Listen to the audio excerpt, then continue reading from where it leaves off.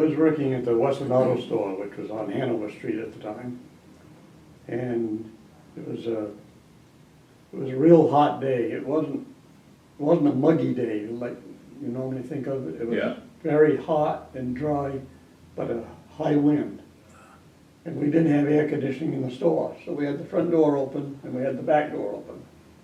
And me and my coworker, Edward Thibodeau, was hanging out the back door trying to catch a breeze, even though it was hot. Yeah. And I just looked over towards Mill Street and saw this big black smoke coming out. And I no more than saw it, and I said, Ed, look. And just as he looked, flames shot up in the air. And we couldn't believe the amount of flames. We were in business downtown Lebanon. Sure. And actually, I was with another friend. It was going to be alumni weekend. Right. And so we were going over to the Armory to make sure that everything was all set because we had the dance at the Armory. Right. And as we walked in to the Armory, the attendant came out and he said, I've got to go, my house is on fire. Well, that's the first I knew that there was a fire downtown. And I looked and saw all the smoke. And so he said, everything's all set for you tomorrow night, and that was it. And he rushed off. And so I went back home, and when I got there, my 3 kids were not there. So I raced downtown, but they had wisely gone to Dr. Woods and stayed there on the lawn, and they saw everything. I saw that they were there, and I said, stay where you are. And so I went down to the hardware store. The door was locked. I couldn't see anything going on inside. And then I finally located my husband. But he and Marguerite, the girl that worked in the hardware store, were down back. They were taking all our incidental things out of the hardware store, like the books and so forth. Right. And then he moved his car, and then we finally joined up, and then we got way around on Benton Hill, what they call Benton Hill, Right. which, and stood there and watched the fire. I graduated Thursday night Ah. and went to Canaan to spend the night with my friend out there in Canaan. She lived right on Crystal Lake. And I was just coming home Yeah. from that and got there, and my mother said that the town was on fire. So we went down to the park. Yeah. And my grandparents were here from California. And he had been on the Hanover Police Department and the fire department. Sure. So he went right down to help. Yeah. And so anyway, we watched from the park because you couldn't get very close. And it was the only year that Lebanon did not have an Alumni Day parade. I was driving home from Hanover, where I worked at Dartmouth, and I got stopped at the Heater Road by a police officer who said, I'm sorry, you can't go any further, there's a fire. And I didn't think too much of it. Right. I just thought, there's a fire, I can't go down this Sure. street. So I sneaked around the Heater Road and back in to Prospect Street that way. Yeah. But I could see smoke and flame, but you Right. didn't get a good sense of how bad it was at Right. that point. It was probably about a little after 5. Okay. Oh. When I got home, I discovered that my father had gone down to the factory, as had anybody else who had a business Yeah. in that area, Yeah. to see, what was going to happen and whether or not they could stop the fire from Right. getting Right. to them. The family business was on Bank Street, Okay. which was well out of range of the Right. fire. But one of our neighbors was Tom Keene, whose Tom's Toggery went up, Okay. and my uncle Edmund Hefka worked there. Dan was surveying, we were both in college, Dan was Yeah. surveying for the state at that time, and he came home and said, Lebanon's on fire, come on.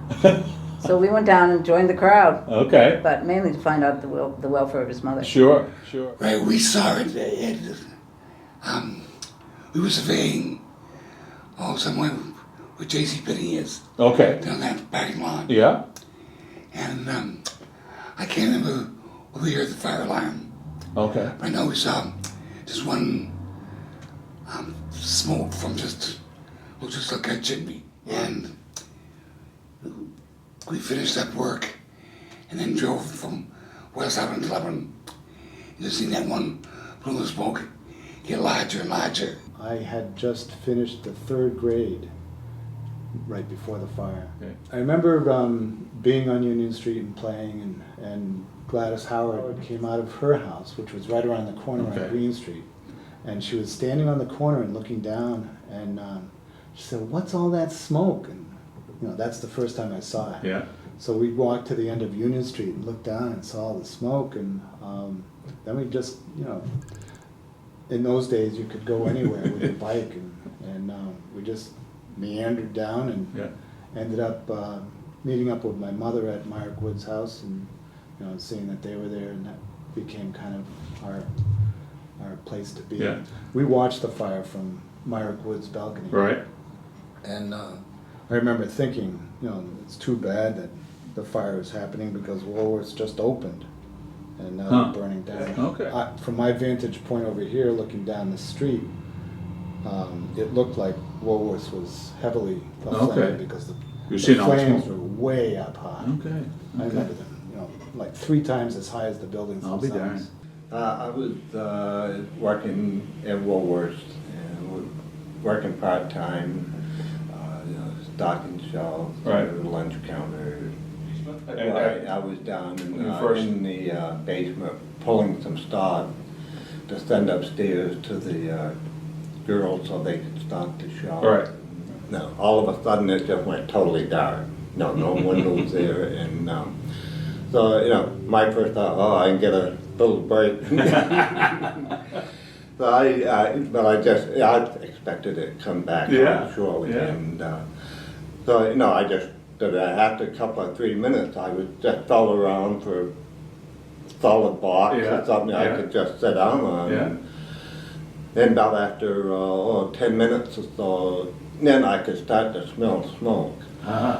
My first impulse was they were having problems in the snack bar area. Sure, yeah. So, I thought, well, I'll go out and see if something I can help them out with, because I used to pull stock, I'd help out at the lunch counter. Yeah, sure. And, but it was kind of hard to feel my way back. I was basically had my hands down, feeling along Yeah. the stock, and back into the under the main basement of Yeah. Woolworths.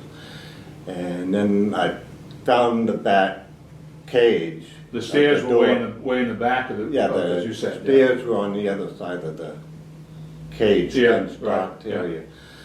And, I finally made it back to the door, or the cage, fell around trying to find the door. And then once I got through that, there was no problem, but just up the stairs. And when I got to the top of the stairs, because the door was, I opened the door, the 4 emergency lights were on in the 4 corners Yeah. of the store, and it kind of hit me then that there was nobody else in the store. So I kind of got walking up toward the front of the store, Right. and that's when I glanced out the front window, and it was really dark, like it was gonna get a thunder shower or Yeah, something. And then once I got to the front, I could see all the commotion and going on and all that. And Ken Murphy, he was the store manager, and just super guy to work for. Yeah. And anyway, he was standing outside. I'm not sure if he was just on the sidewalk or Yeah, right. in the The road street, there, yeah, but yeah. he, the look on his face, I'll never forget, because he thought everybody was out of the store. And he just, it was like he see a ghost come out there. And, he'd come over and put his arm around me, and, he started apologizing. But then he had me go over to the Coburn Park. Yeah, They yeah. were sending everybody over Right, to Coburn right, yeah. Park. We looked down Banks, down the Hanover Street, and then I went over on the Benton Hill and looked over that way. Okay, yeah. And so finally I jumped in my car. I lived down on Mechanic Street. Yeah. And so I jumped in my car and went down to tell my wife that, so she'd know that we were okay. Yeah, right. and was feeling pretty down about what was going on. Sure. And so then after I made sure she was okay, I came back up and we just went around and helped anybody that needed help. Yeah. Like Tom's Toggery, and they were pulling the paint out of the paint store, which they probably shouldn't have, but in the spur of the moment, you know, Yeah. everybody was excited and trying to help. Gordon was, he told me that he was on the roof with Bob Elliott, Okay. and for some reason or other, and of the store, and saw what was happening. Yeah. And they got off, and he got right into the store and got all the records out. Okay. And I can remember that was when Vanita Murphy worked in the drugstore, and Vanita and Tom were always ones that helped out everybody. And they helped, well, we all, after everything calmed down, congregated at my folks' house. And, you know, it was crazy taking paint out because it was exploding, so just let it go. Yeah. But, yes, and I guess Tom's Toggery, they got quite a few of the clothes out. Right. I just remember it was very frightening, and I wanted to know where my husband was, and I finally got that straightened out, and then I knew the kids were all right, and eventually we brought them down so that they could see close up what was happening. Sure. My mother was working at Woolworths, Ah, okay. Okay. and I just remember how panicked she was that her pocketbook was still inside the building. I remember, first few years we're down in New Ipswich, New Hampshire, and just before we moved, there was a big barn that burned, and that was the first real fire I'd ever Sure. seen. And this was 10 times as much. Yeah. So it was incredible, just the amount of conflagration. Came right up Mill Street, from Mascoma Street up to Hanover Street, followed the river. You know, the grist mills and Right. blacksmith shop and Yeah. things like that, and Yeah. apartment houses. And up on the Hanover Street end, the large apartment houses, Grant Street Free Press was in one, and that was down on the back side of it. Right. And the others were apartment houses, and we're just hoping that everybody got out. and Yeah. Two men didn't. Right. And once it hit the end of Mill Street, and it started, I don't know if the wind changed or just the buildings were so close together, it took out the dry bridge over the railroad, Yeah. then it hit Fletcher's, which was the old fire station. Yeah. Fletcher's Paste Store. And then it went across the street into what was Ashley's shoe store and Tom's Toggery. We finally gave up trying to go down that end of the street when there was a restaurant right beside Tom's Toggery. Can't think of the name of it now. But when the fire caught that, I guess the propane or whatever they had Wow. in there, it just all of a sudden blew up, and there was flames shot right across the street Wow. towards McNeil's. Wow. And then it took out McNeil's, Yeah. and Western Auto had a good firewall, as did on the end of Woolworth. Right. So that's where the fire stopped. I was in a state of shock. I mean, I couldn't believe I was watching this happen. And it took a while to sink in, you know, that the town's gone. Yeah. Yeah. Well, what I remember, I won't forget, there used to be a yarn store across from Lewis Brothers Hardware. Which. And I know they had those big aluminum light posts. Yeah. And I just remember watching the yarn sign wobbling. It was being sucked into the The building wind. The wind from the fire was. Yeah. and pulled it right into. Yeah. Yeah. And then to see that lamppost just sort of melt Oh, I'll be darned. down. I'll be darned. It's like watching a flower. I remember people throwing paint cans at each other because they didn't want them to explode. Had a lot of people that were showing up just to see what was Yeah. Sure. going Yeah. on, and Yeah. but all the employees from all the businesses, they were sending their people over to Colton. Sure. And, Yeah. hopefully they wouldn't have to move us. Right, further away. And, right. I don't remember even going home that night Yeah, or anything. yeah. It was just, I think, as we stood in the Coburn Park watching it, it was such a shock. It's like something we would be watching in the movies. Yeah, yeah. And, nobody could really believe it was actually happening. Right, And, right. They keep moving us back. So a lot of people, Yeah, yeah. most of them just not believing what they were seeing. Right, right. And I remember just coming back, and it just seemed to be coming up Right, right. from down below. Yeah, yeah, yeah. The smoke changing colors. Oh, okay. As it got into the paint. Oh, yeah, yeah. Because the Granite State Free Press, there had to be a lot of oil. Oh, yeah, sure. Paint and Yeah, everything. yeah. I think there were a lot of people really genuinely wishing to help. Say a little more about that. I mean, Well, they rallied, and they weren't just nosy. They, like the paint brigade, Yeah, and yeah. making sure other people were all right. and Okay, They were just not gawking, they were really trying to help. right. There was fire truck, and like I said, just a whole lot of commotion. Right, yeah. The fire department came right out, and they were over on top of Benton Hill like they are now. Okay, yeah. And they started coming down the street and telling all the store owners to lock up, get out. I think they did everything they could with the technical equipment that they had at that time. Right, right. It was 50 years ago, and it certainly advanced a lot That's right. since. I think most of the fire trucks are around the back of the drugstore. Oh, You could just see that, there was a lot of fire engines around, That's different right. companies from around the state. In fact, I remember that Concord showed up just as everything was almost gone. is that right? Yeah, Yeah. and I remember my grandmother commenting about that. And they were coming from all over the place in ladder trucks. Right. They got right in there. I did hear that where the fire started, they thought they had it out Huh. and went back to the fire station. I don't know, this was hearsay. And then it rekindled itself. Huh, It was yeah. not out. There were a few complaints, not complaints, speculations that the firemen didn't act fast enough. That they took a look at the fact that these are old, kind of crummy, some of them vacant buildings. Sure, yeah. Said, we're never gonna get this anyway.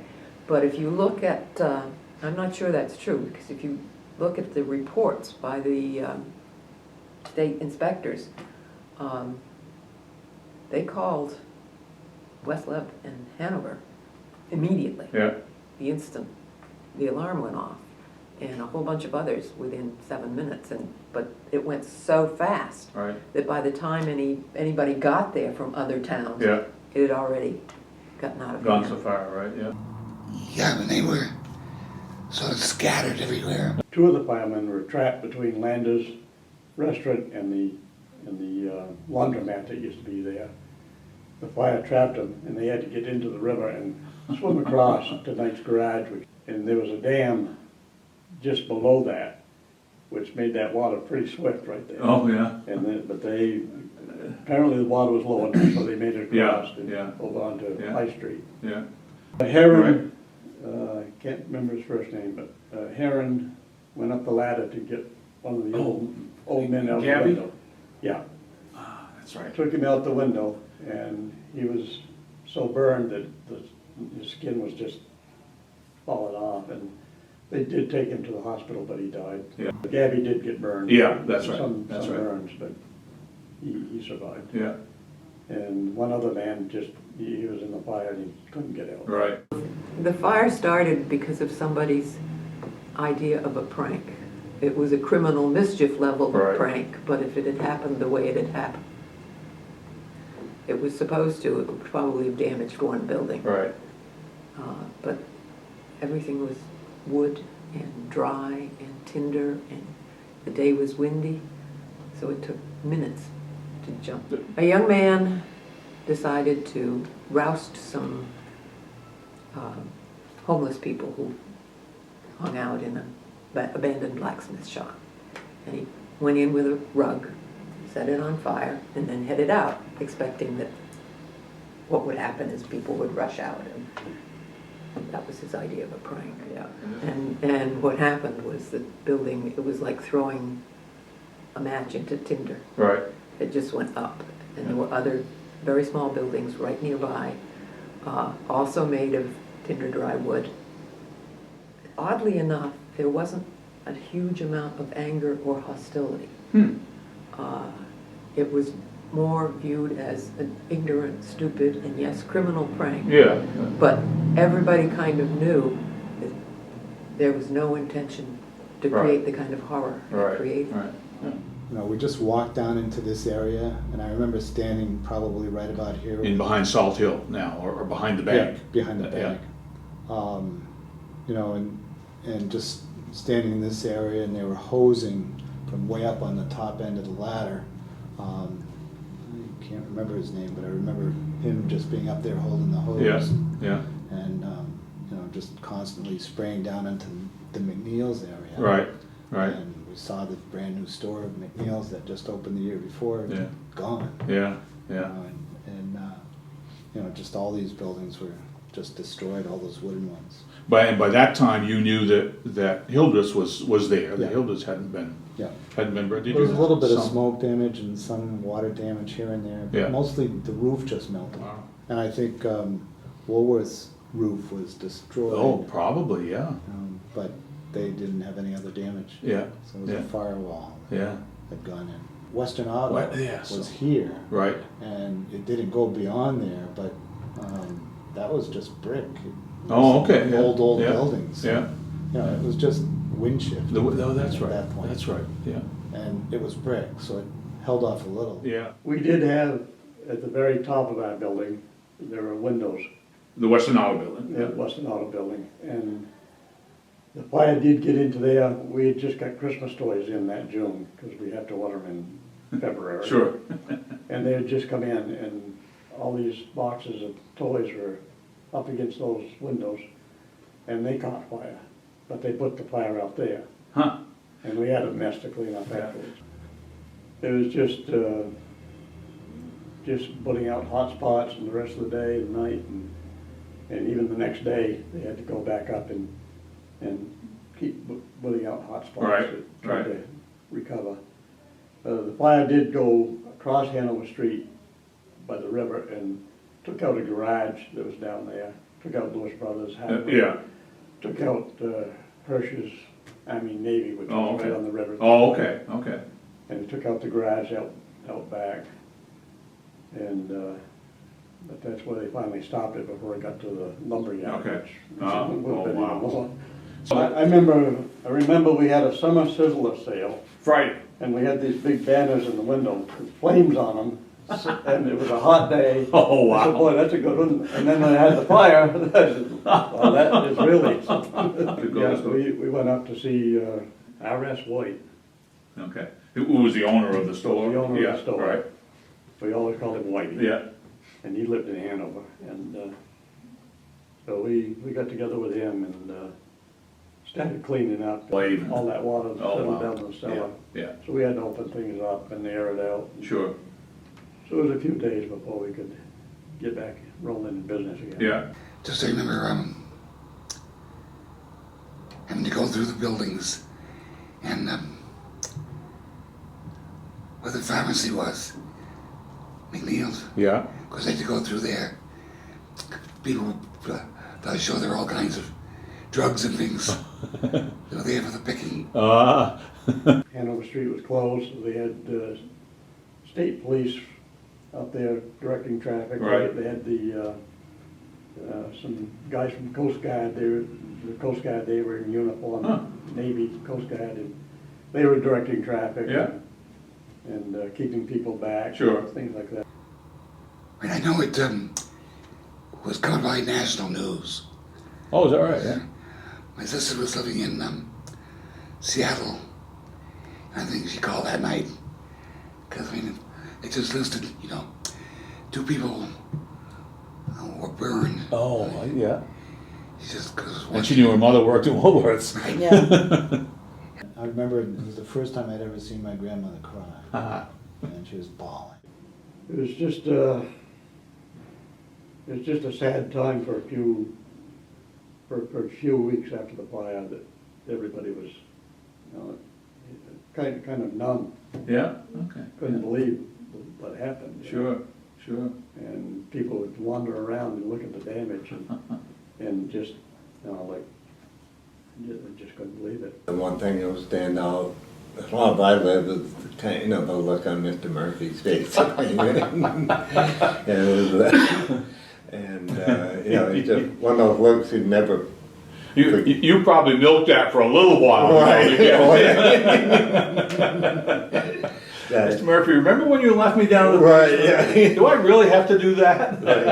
Right. He was just a super guy. So I wouldn't do that to him. I remember Woolworths pretty much stayed open, and we were happy about that. Right, They right. had candy. So we were back in there on Saturday morning. Mr. Murphy had us come back and start the Right. cleanup process. And I think the worst damage was toward the front of the store. Okay. You got, because of that's where they had cards and had Yeah. some clothing. Oh, yeah, and, sure. But down toward the back where they had some housewares and pet supplies and whatnot, that didn't seem to be quite Yeah. as bad. Yeah. And then the area that was behind the lunch counter toward the back, that was somewhat protected. Yeah. That didn't get the Yeah. water damage. Right. Basically, it was right along that firewall, bordering Tom's Toggery. Right, right. That's where the main water. Water would have come in through the Right, roof yeah. of it. A lot of people were just coming to see what kind of a mess Sure, there was. Sure. And then we were able to get back into business ourselves. Yeah. And then the drugstore, everybody was helping everybody. I can remember we were very busy because we were able to sell batteries. Okay, sure, yeah. There was all kinds of things that people were running in to the store Right, for. right. I can't remember whether we opened the next day or not. I think we probably did. And then when Cushing's drugstore, I think, was the other one, that was 2 doors down on the other side of Hildreth's. And they had closed just before the fire.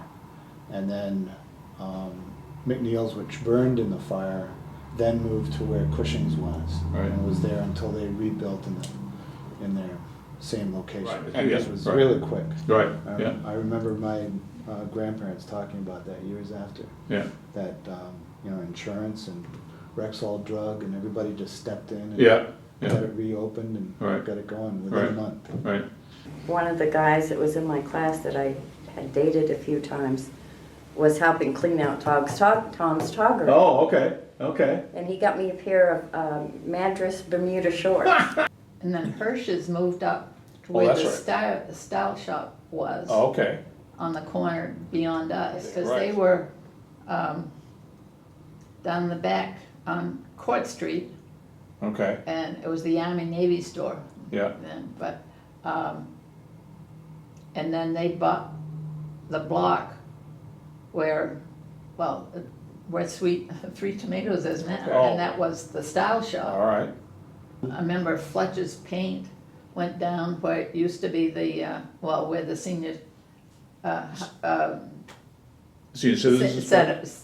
senior center is now. Yeah. But you couldn't drive down. Right, Hanover okay, Street right, because yeah. the bridge was out, the dry Ah, bridge that went over the Okay, tracks. yeah. So it was a while before they built what they call a Bailey Bridge. which Yes, is a right, temporary bridge right, over yeah. the tracks. Yeah, And they finally got traffic flowing back and forth. right, right, The bridge was destroyed, right, and it was a Bailey Bridge Yeah. until the mall went in. So right, that was right. 3 or 4 years. And Yeah. there were a lot of the rails were ruined. They had to replace the rails. Oh, okay, yeah. Because it got warped. Sure, sure. In the heat. It was a long time getting it cleaned up, as I remember right. I didn't hang out in Yeah. town because I was far enough out of town, so Yeah, sure. I didn't hang out in town Right. that much. One of the vivid memories I have is in 1965, when I turned 10 years old, I got a paper route. And it was a morning paper route. At 5 o'clock in the morning, I'd be down at McNeil's, which was here. Yeah. And I'd have to go down through the ruins, which Oh, still yeah. existed in 1965. Oh, yeah. And I was scared until I got to the end of Mill Street, and then I felt a lot better. And then urban renewal came in, that's what ruined our city. It was, of course, they were digging up the whole street, taking all the old pavement out, Yeah. granite curbings and things like that. At least two of my neighbors had completely opposed points of view as to Yeah. whether it should be a mall Right, or whether, no, we should rebuild Hanover Street. yeah, right. Tom Keene and many of the other merchants were in favor of the mall. I mean, it sounded great. It Yeah. was gonna look really nice. Sure. And Earl Burke, who was a real estate broker, was saying, no, it's not the way to go. I also remember years later hearing Tom Keene say, Earl was right. They completely closed off that street and made this mall, and it just changed everything for Lebanon. Everything moved to West Lebanon. We had no places to do any clothing shopping. It was tearing down, and urban renewal came in almost too fast. Okay. Leo and I were not for it. The Cushings were, Tom Stoggery was. My brother and my father were on the fence. Okay, yeah. But I can remember, it was the councilman that's where the changes were. Some of mean, them, well, some of them were against it, and all of a sudden, I don't know who twisted their arm, but they decided to be for it. It was going to turn the downtown into a sort of a drawing card. Okay, It was going to be an attractive place to shop. yeah, People could wander around, sit on benches. right. Um, Instead of all those old buildings that they. all those old buildings, Yeah. and so it would make an attractive, functional town center. Right. I actually don't remember the arguments against it as well, but I know there were quite a few arguments, quite a few people who said, no, it'll kind of isolate that area, because you wouldn't have the traffic going through it. And of course, what happened was, indeed, traffic went right around and didn't see any stores, just Right. the backs of buildings. I Anything. just remember my parents didn't like it. Okay, yeah. And they voted against it as well as 60% of the Yeah, populace. yeah, yeah, And, yeah. you know, but it was federal money that was too good to give Yeah, up, I guess. yeah. I know they wanted to do it. My father was of the old school. He didn't want anything. He wanted it basically built back, I mean, Right. or yeah. And always blamed the downfall of Lebanon, supposedly. He what? The downfall of Lebanon. Ah, that was. Because of, I don't remember much discussion, but it was, people were saying that they didn't have any vote, you know, the council did what they wanted. Yeah. Changing New England is not easy. Yeah, that's true, that's Yeah. true. There was a lot of pros and cons. A lot of people wanted the street back, others wanted the mall, and it dragged out for quite a while, and people kept arguing for one side or the other, and the mall finally won out, but for better or worse, I'm kind of up in the air about that Yeah. myself. I do remember that originally, well, they had the design for the mall. Right. And that was federally funded, much of that. Yeah, And when there began to be some questions about, well, do we really want to do this? Basically, the federal government, they, I think, voted to postpone. there was a referendum of Yeah. some sort that Yeah. voted not to, or Yeah. at least postpone. And then the federal government said, well, that's all right, but if you expect any funding for this, after we did all this, you better go ahead. Right. And that changed a couple of council. A couple of votes changed. Couple votes. I really don't think that we needed a mall there. Yeah. Of course, those were the years when when malls were being built, I mean, that was what was happening around the country. But it didn't happen like a regular mall. No, right, yeah, And, yeah. But I mean, those, those walking malls, closing off streets and having, that was kind of the time when those began to be built around the country. I think it has created a much more confusing travel around Oakland Park. But my guess is that over time, 12A would have had kind of reduced the impact or the effectiveness of the downtown level. Right, anyway, you're saying, Anyway, right, yeah. And right now, it seems to have built back up, in part because there are lots of small businesses around the area, so the restaurants are doing quite well. Right. And that took a little getting used to. And, yeah, as, you know, the kid that, you know, the road had always been there. Yeah. The street had always Sure. been through there, and so, you know, it was just something to get used to. Yeah. Somebody on Facebook now, they're talking about, a lot of them said, well, I wish it was still two-way traffic, and I said, they couldn't handle the traffic that we have today. No. And people would not slow down, and somebody would get killed Yeah. today if they Yeah. sit down through there the way they do Yeah. now. I'm glad it happened that way. We still get the old Lebanon Center. It's still the park. I go up there and I look at the buildings and try to visualize that street the way it used to be. Yeah. It's a little easier because you have got the buildings. Right, yeah, yeah. But Mill Street is disappeared. It's gone, sure, yeah. Yeah, there was a lot of different levels and a lot of obstacles in its original design. I see. And, you know, since then, like in the early or mid 80s, it was kind of made a lot more open. Right, yes, there were lot of those houses. sunken that's right, yeah. And it made it nicer. Yeah.